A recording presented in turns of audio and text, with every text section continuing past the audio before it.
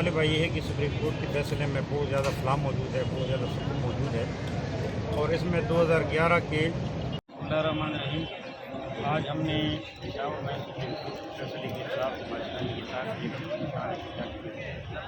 ہمارا مطالبہ یہ ہے کہ سپریم کورٹ کے فیصلے میں بہت زیادہ فلاح موجود ہے، بہت زیادہ سکون موجود ہے، اور اس میں 2011 کے